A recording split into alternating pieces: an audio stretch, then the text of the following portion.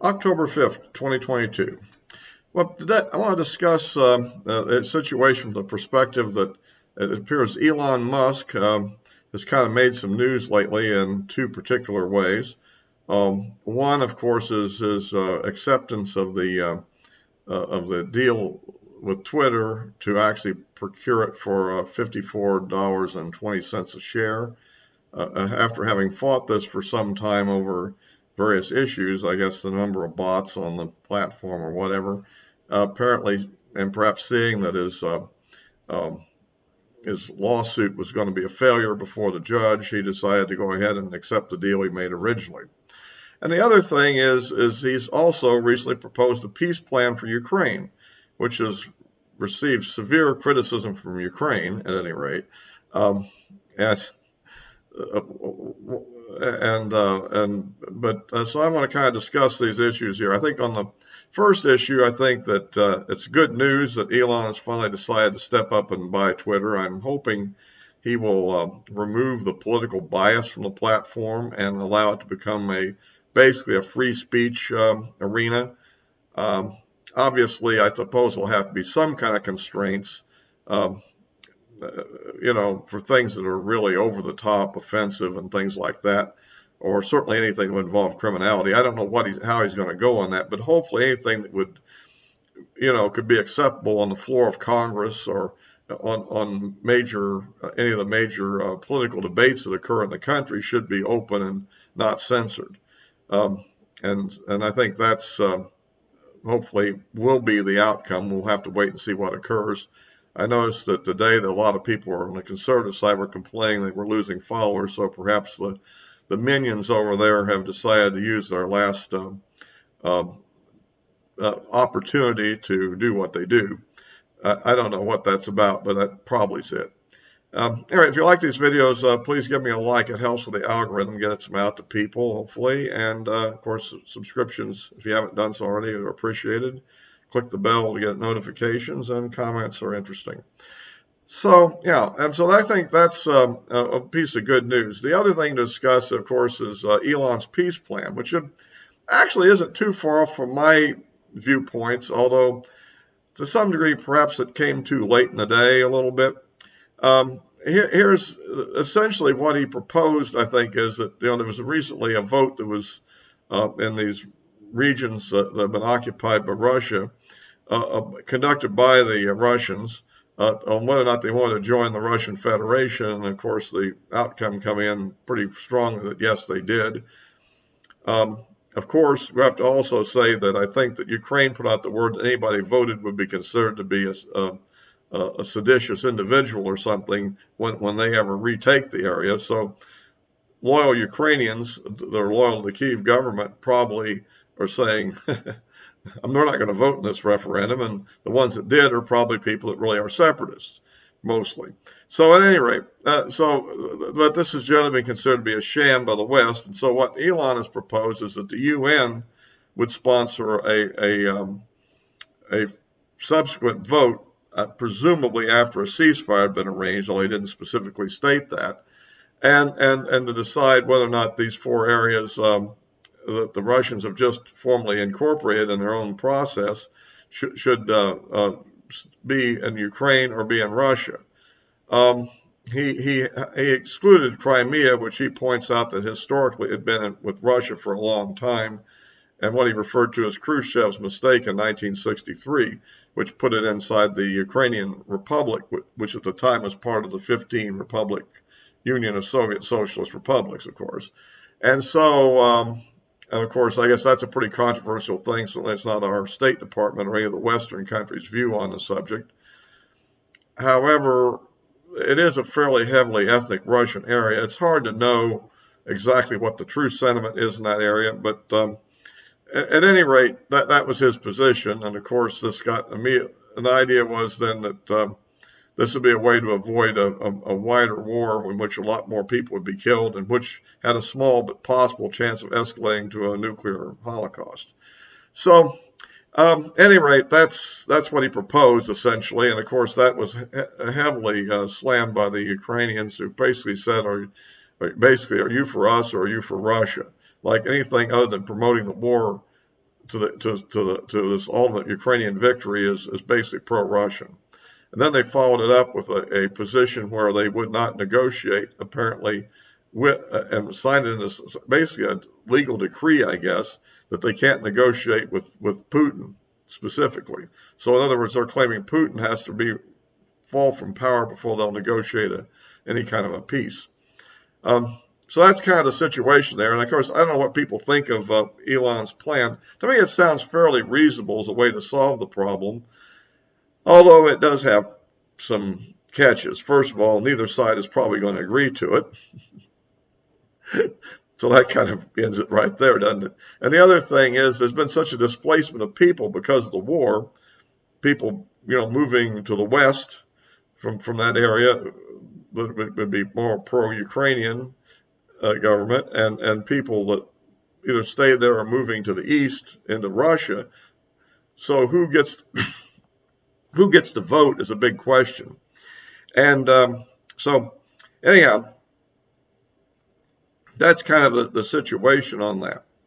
But I thought it was an interesting point to discuss. As things go at the moment, it looks like that the Ukrainian offensive is continuing at some pace. And advances have been made, not only the ones in the Kharkiv region were a couple of weeks ago, but also the Liman area, in which they've has been evacuated by the Russian troops. And by the way, basically, the Ukrainians were claiming that they'd had these people surrounded, like they were all going to surrender or be captured. No, the bulk of them actually did successfully evacuate the area and fell back to another line of defense. And on the other hand, there's been some advances near Kherson region, some of which seem to be fairly aggressive. So we're still kind of waiting to see the outcome of that battle and where it goes from here. There's other potential pressure points that could develop as well in the near term. And I guess the real issue on that is going to come down to basically, will the Russian mobilization arrive in time, or will the Russian army be heavily defeated in the meantime? And that's where we also get into the other possibility of escalation, which has been discussed and concerned. On the mobilization, it looks to me like, although it's been kind of panned in the West, the information I've been able to come up with so far lately seems to me that, in fact, in spite of the fact that there is a fair amount of draft dodging going on in Russia, and apparently there always has been. It's kind of a corrupt country, and so people apparently have been able to buy their way out of the draft if they have enough money to. And so those that would rather do something other than serve in the Russian army apparently have often been able to dodge it. And a lot of the rural people and poorer people apparently are the ones that end up actually accepting the draft notices and serving. After all, if you don't own a car, you're probably not driving out of the country, right? So all those cars we saw. So anyhow, it looks to me like, though, a fair number of people are reporting for duty, and I've heard numbers as much as 200,000, and I guess they're being outfitted such as it is and trained to some degree. And we don't know where they're going exactly. My general thought is that they will probably become replacements for the existing Russian troops in the first place, because of all the casualties we've heard about. I'm not sure how bad they really were, but they will probably flesh out these units that they have, and perhaps other newer units will be formed and fleshed out as well. And that will probably give the Russians ability to potentially hold the line and then maybe counterattack at some point. And also, if we probably are getting close to the rainy season over there, and if things get too muddy, major operations may slow down to, slow motion infantry battles and things like that for a while. Probably the Ukrainians are going to try to exploit this thing as good as they can for the moment before these reinforcements show up. So that's kind of the way things look to be. The stalemate is kind of broken, but I don't think it's turned into a real major rout yet, although you never know what could happen. I have seen some scenarios which could be pretty bad for the Russians if the Ukrainians can pull them off. On the other hand, if the Russians are able to put together an effective defense and counter move, then that wouldn't happen. So we'll just have to keep on that. And this, my bias is I really don't want to see the Russians too heavily defeated, because I am a little bit concerned about nuclear escalation. And I don't think that would be a good thing in any way, shape, or form if it were to occur. Although perhaps fears of that are a bit overstated. I kind of, one day I think one thing about it, and the next day I'm kind of thinking the opposite. It's obviously there. And it looks to me like that after this is over, though, by the time of winter or next year, Russia may very well, and we'll see if we're right about this, have fielded a tremendously bigger military force, and then we'll have to see what happens then. Remember, at this point in time, because of massive mobilization, the Ukrainian military is quite a bit larger than what Russia's deployed in the country.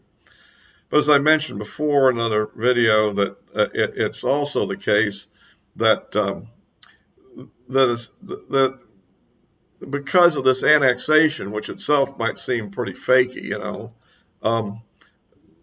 because they're annexing things they don't even actually technically control, right? But it does give them the legal right under their system to use all the military forces, including their conscripts, in those areas to fight, which previously they were under constraints not to. And so we'll have to kind of see where that plays out. And I guess the controversy over who blew up the pipeline is ongoing. I've had a previous video, I stated my view that it was either the U.S. or a U.S. allied or friendly force that did it. And that's kind of my opinion. I think a lot of people are coming to that point of view. I understand that perhaps the people in Germany are coming to that point of view, and that's what really counts, is what the people in Germany and Czechoslovakia, etc., think about it to a great extent in terms of political impact.